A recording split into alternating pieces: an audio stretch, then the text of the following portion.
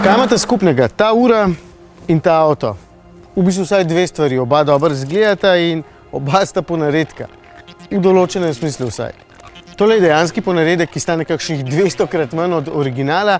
Tole je pa samo na pol ponaredek, da ne bom krivičen. Hyundai i30 Fastback z opremo N-Line izgleda tako brutalno kot i30N.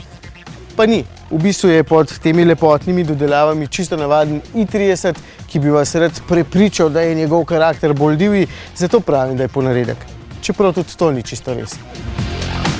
Seveda vsi nimajo ali pa nočejo dati toliko denarja, kot ga zahteva hitri N, zato tukaj prije upošteva oprema N-Line. V bistvu danes to počnejo že skoraj vse znamke. Ford z opremo ST-Line, Volkswagen z R-Line, Audi z S-Line, se razumete. Ampak tukaj Hyundai ponudi kar veliko.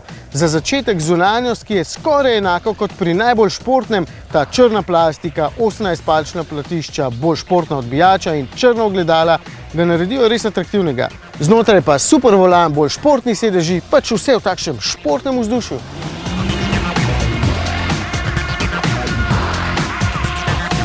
Pri Hyundaiu pravijo, da so za nekaj odstotkov utrdili še blaženje, sam pa dodajam, da ravno prav.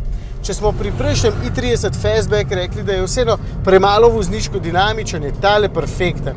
Ravno še na meji, ko lahko rečem udoben in obenem dovolj čvrst, da je v hitrejših ovinkih zelo zabaven.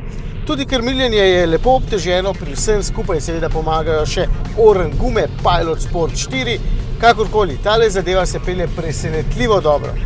Samo pri totalnem pretiravanju bo nož želel povohati zunanji del ovinka, sicer pa prav lepo drži.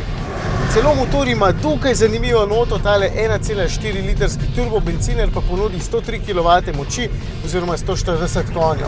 Nekako ok je v smislu zmogljivosti, ni pa kakšen poseben razgrajač, to je jasno. Se pa odkupi za to s porabo goriva, ki je zlahka pod 7 litrov, če boste res umireni, oziroma kakšnih 8, če si boste dajali duška. Edino menjalniku manjka več odločnosti, zato bi sam raje vzel ročnega. Včasih se kar prepočasi zgane, seveda je tukaj še način sport, je pa v njem preveč napet in vedno čaka v nizki prestavi. Kaj vem, ni slab, vzame pa nekaj vozniškega užitka.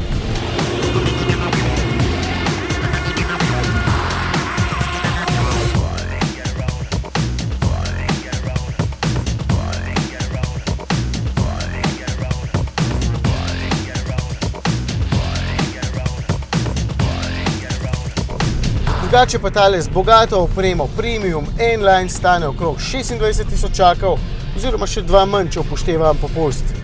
Če hočete imeti atraktiven avto in ne preveč stroškov, je to to.